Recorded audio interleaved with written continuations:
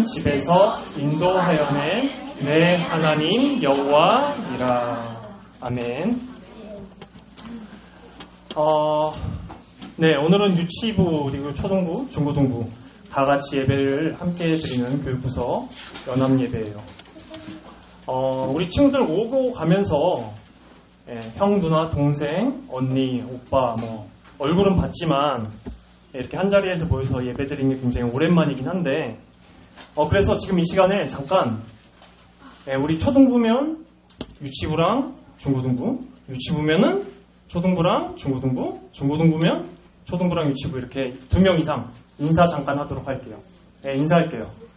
안녕하세요 라고 얼굴 보고 안녕, 좋아. 이렇게 얼굴 보고 인사 한번 하고 중고등부 누나들이 너무 안 받아준다 해서 네, 좋습니다.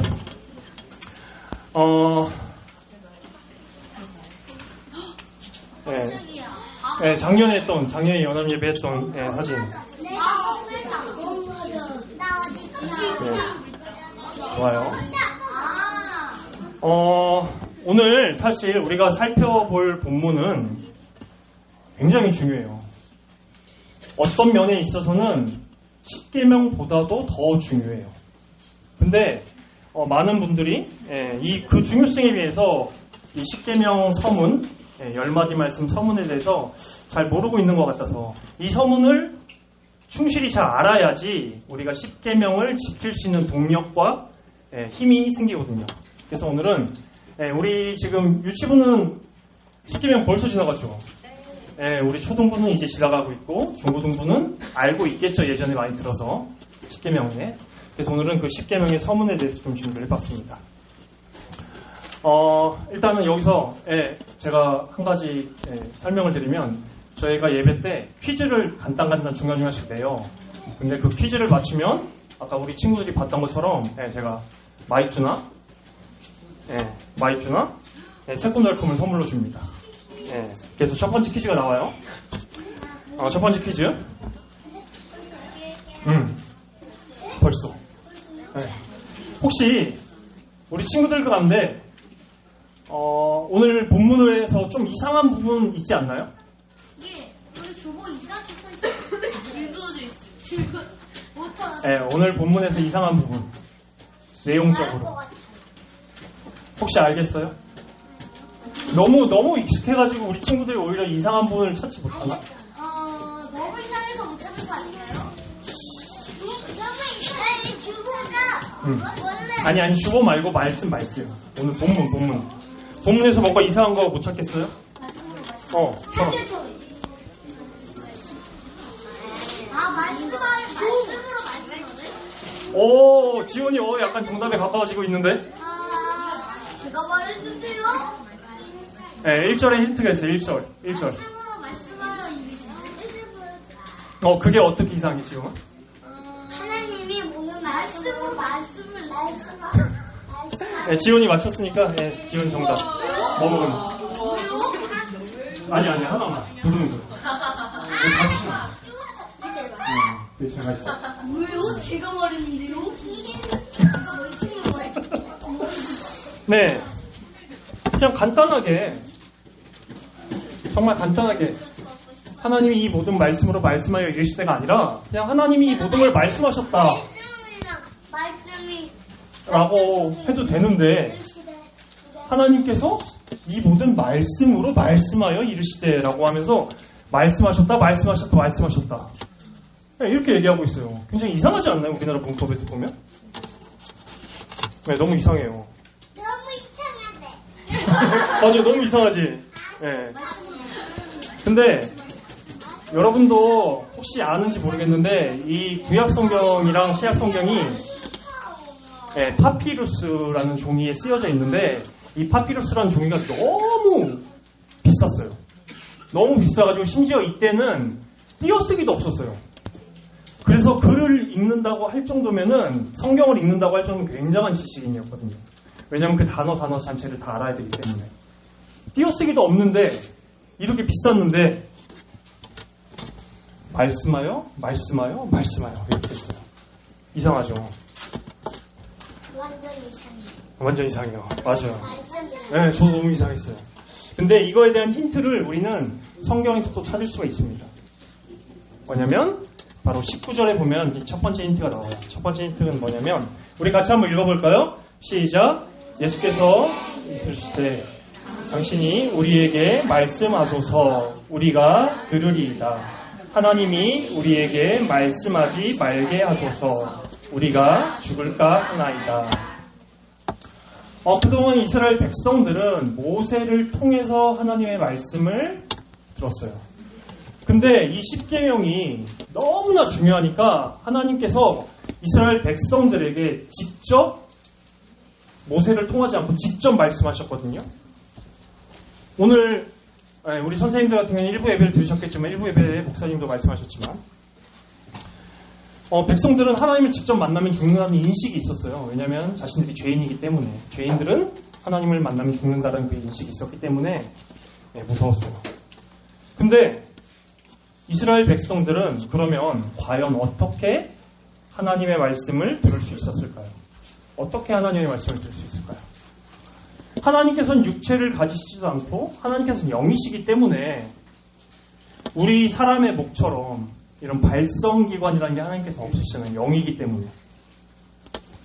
이거에 대한 또 힌트가 출애굽기 19장 19절에 보면은 나팔 소리가 점점 커질 때 모세가 말하지 하나님이 음성으로 말씀하신다 라고 또 되어 있거든요. 하나님께서 어떻게 이렇게 말씀하셨을까요? 음성으로. 물론 우리 친구들 가운데 우리 하나님께서는 홍해 바다도 가르시고 전능하신 하나님이시기 때문에 그 전능하신 능력으로 충분히 이스라엘 백성들에게 말씀하실 수 있지 않겠냐 그렇게 생각하는 친구들도 있을 수 있어요. 해도 멈추시고 바다도 가르시는 하나님이시니까. 근데 그렇게 해석하는 사람들은 신학자들은 대개 유대교 신학자들입니다. 그러면 우리 기독교 신학자들은 이 본문에 대해서 어떻게 해석할까요? 바로 선제하신 그리스도라는 개념으로 이 본문을 해석합니다. 선제라는 것은 뭐냐면 우리 드라마에 나오는 그 선제가 아니라 이전부터 있었던 구약시대에도 활동하셨던 예수님께서 우리 친구들이 대부분 어떻게 생각하냐면 예수님께서는 마리아의 몸을 통해서 신약시대에 태어나신 거 아니냐라고 생각하는 경향이 있는데 아니에요. 예수님께서는 구약시대에 계셨어요. 이 세상을 만드실 때도 하나님께서 말씀으로 지으셨거든요. 예수님께서는 이 세상을 창조하실 때부터 계속 계셨어요.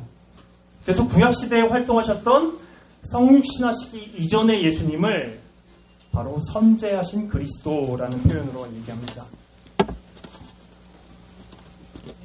그래서 다시금 1절에 보면은 하나님이 이 모든 말씀으로 말씀하여 이르시되라는 구절에서 이 말씀은 바로 예수님을 가리키고 또 말씀하여 이르시다라는 구절도 보면 여러분들 성경에 굉장히 많이 있어요. 하나님께서 말씀하여 이르시되라는 구절도 굉장히 많이 있거든요. 구약 성경에 보면 엄청나요. 그거는 뭐냐면 바로 신적인 하나님께서, 신적인 존재께서 인간들에게 말씀하셨다라는 그런 표현이기도 합니다.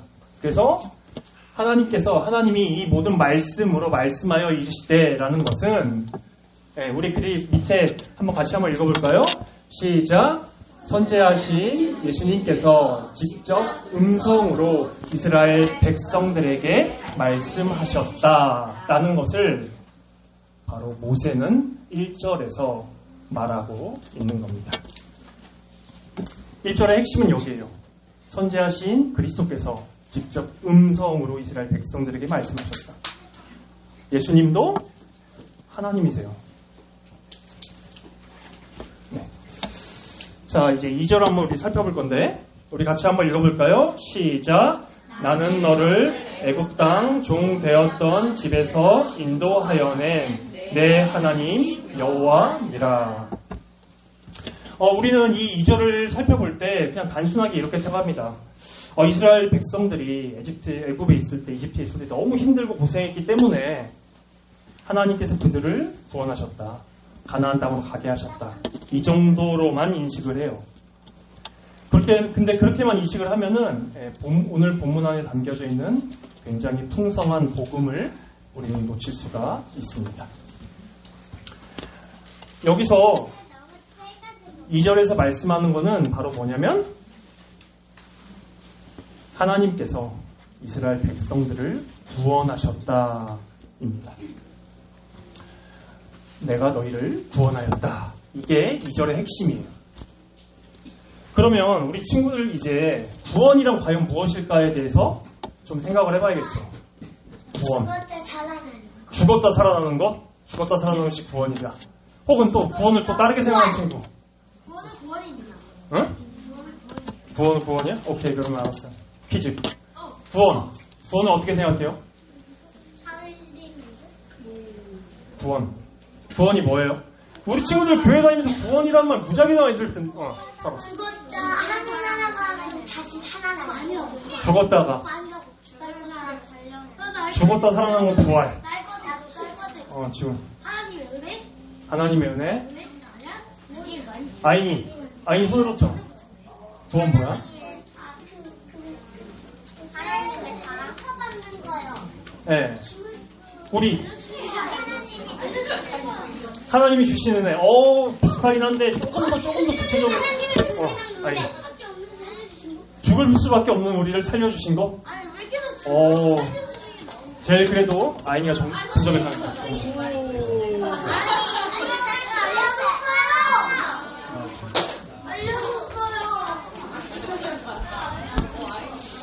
네.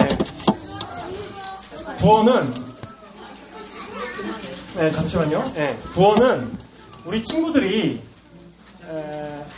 구원에 대해서 오해하고 있는 부분이 있어서 구원 조금 이따 설명하고 그 전에 구원을 통해서 우리가 받게 되는 유익에 대해서 조금 먼저 얘기를 하고 그 다음에 구원이 뭔지를 얘기해 줄게요.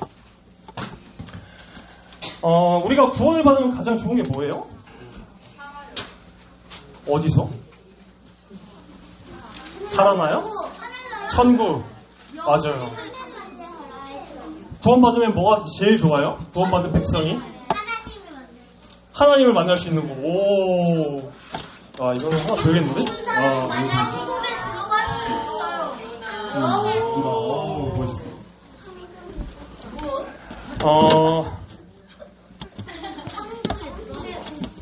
보통 교회를 이제 좀 오랫동안 다니면은 구원을 받았다라고 했을 때 가장 머릿속에 드는 이미지가 뭐냐면 천국이에요. 천국. 구원을 받으면 난 죽어서 천국 간다. 그래서 구원 이꼬르 천국이라고 생각하는 그런 생각을 가질 수가 있어요. 근데 성경에서 말하는 구원은 만약에 천국 간다 그 정도를 정말 반딧불이라고 표현을 한다면 성경에서 말하는 구원은 이 태양빛과도 같습니다. 그러니까 여러분들이 생각하는 구원받았다 해서 우리는 구원받았으니까 천국 간다. 이거는 정말 구원이 우리에게 주는 유익 중에 정말 작은 거. 정말 작은 거예요. 구원은 우리가 단순히 천국 간다 그 정도가 아니에요. 왜냐하면 만약에 여러분들이 그런 인식을 갖고 있잖아요. 그러면 그렇게 인식을 갖고 있는 친구는 죽어서 천국에 가도 그곳에 예수님이 계시지 않아도 그곳에 하나님이 계시지 않아도 괜찮은 친구거든요. 이거는 전혀 교회에서 말하는 성경에서 말하는 전혀 구원이 아닙니다.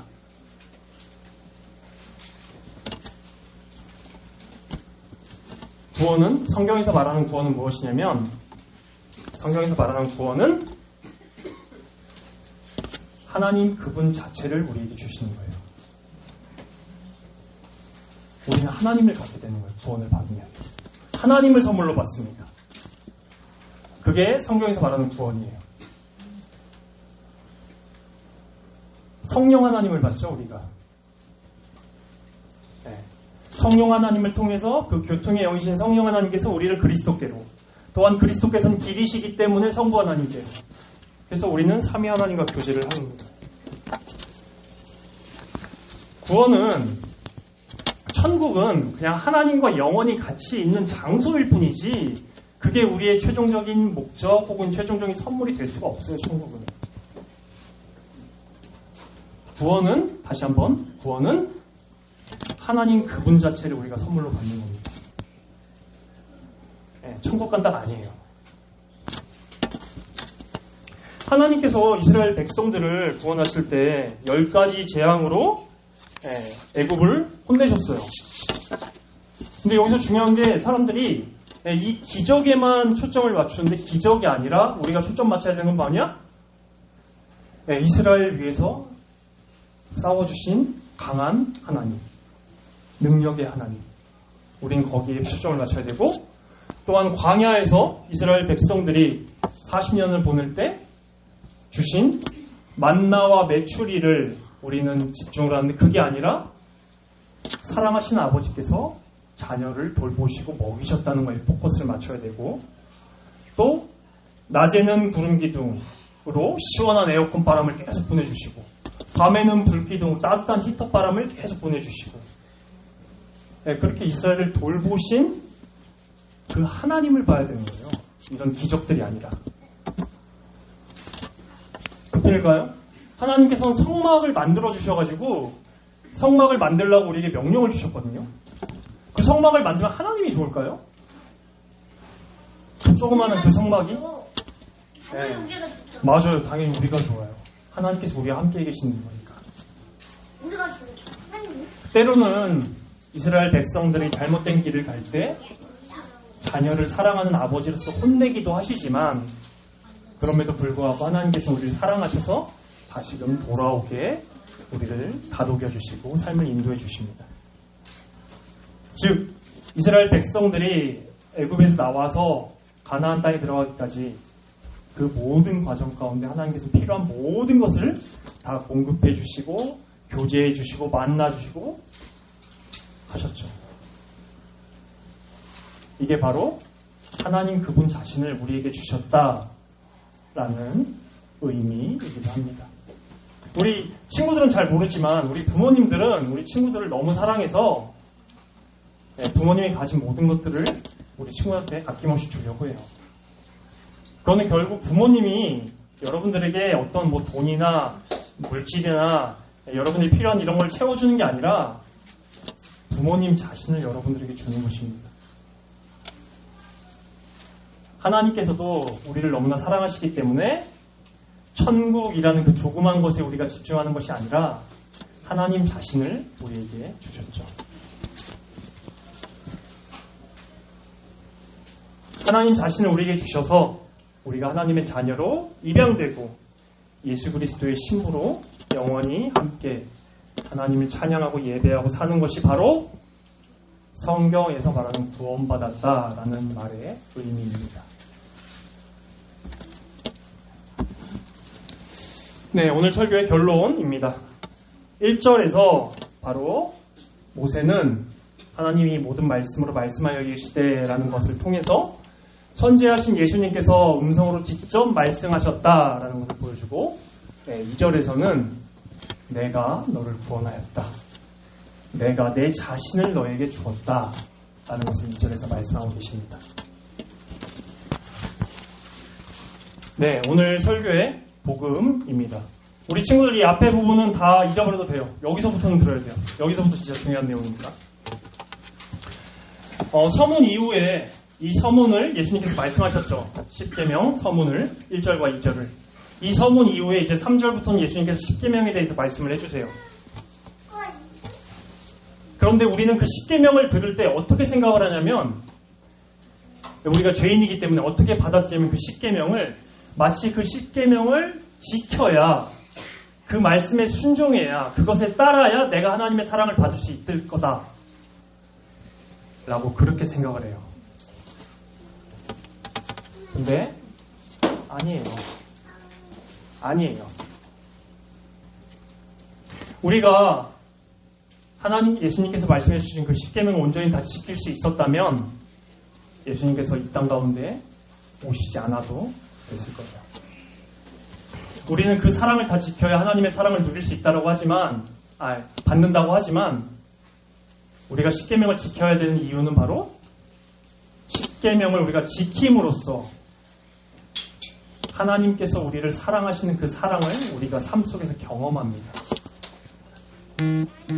하나님께서 십계명을 지켜라 라고 예수님께서 우리에게 십계명을 지켜라 라고 말씀하신 이유는 그 예수님의 사랑을 우리가 경험하라고, 그 예수님의 사랑을 우리가 누리라고, 삶 가운데서 경험하고 누리라고, 네, 그러기 위해서 우리에게 율법을 주신 거예요. 예수님께서는 그렇게 율법에 대해서 십계명에 대해서 말씀을 하셨죠. 그리고 복음인데, 여기서부터 복음인데, 예수님께서는 그 십계명을 말씀하신 분께서, 주신 분께서 십계명을 지키러 이 땅 가운데 오셨습니다. 예수님께서 십계명을 우리를 대신하여 지켜주시러 이 땅 가운데 오셨어요. 그리고 예수님께서는 십계명을 온전히 다 지키셨죠. 하나님을 가장 사랑하시고 또한 예수님께서는 그 다음으로 이웃을 가장 사랑하셨죠. 이에 대해서 바울은 갈라디아서에서 이렇게 말합니다.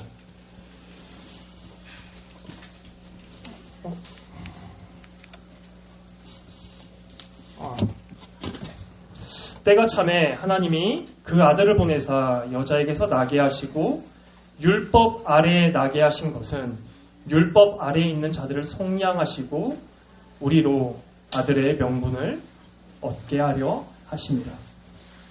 예수님께서는 우리가 지킬 수 없는 십계명을 대신 지켜주시고 우리가 십계명을 지키지 않은 우리의 죄를 해결해 주시기 위해서 이 땅 가운데 오셨습니다. 그래서 여러분들 지금 제가 오늘 주보를 다 나눠줬죠. 그 주보 가운데 펼치면은 십계명이 나와 있어요. 제가 십계명을 적어놨어요. 그리고 그 밑에 공칸이 있어요. 공란. 공란이 뭐냐면 우리 친구들이 집에 가서 유치부는 부모님과 함께 초등부 이상은 이제 혼자서 누가복음을 읽으면서 예수님께서 십계명을 어떻게 지키셨나 한번 찾아서 거기다가 적어보세요. 이게 오늘 설교의 적용입니다. 우리 없어요. 바다가 저기 많어. 십계명을 예수님께서 누가복음 1장부터 24장까지 읽으면서 예수님께서 1계명은 어떻게 지키셨고 2계명은 어떻게 지키셨고 3계명은 어떻게 지키셨는지 한번 찾아서 적어보세요.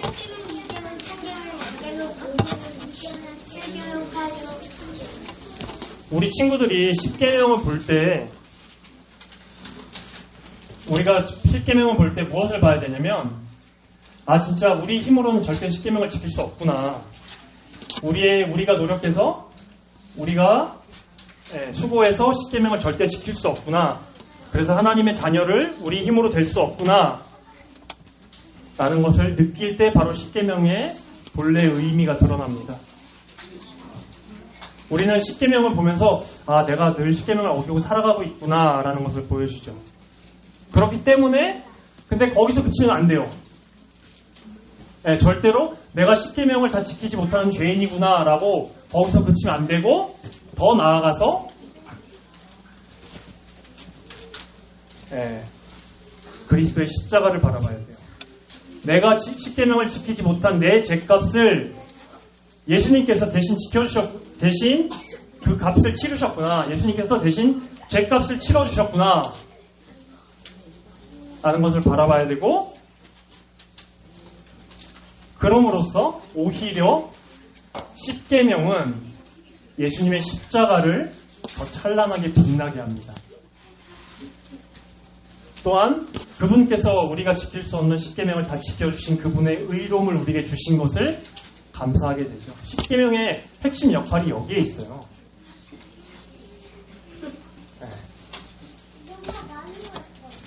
예수님께서 여러분들이 이제 누가복음 1장부터 24장까지 읽으면서 예수님께서 10계명 어떻게 지키는지 살펴보면은 정말 예수님께서 10계명을 완전히 다 지키신 그 의로움이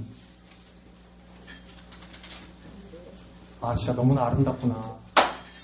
너무나 찬란하구나. 정말 우리는 감히 상상할 수 없는 아름다움이구나 라는 것을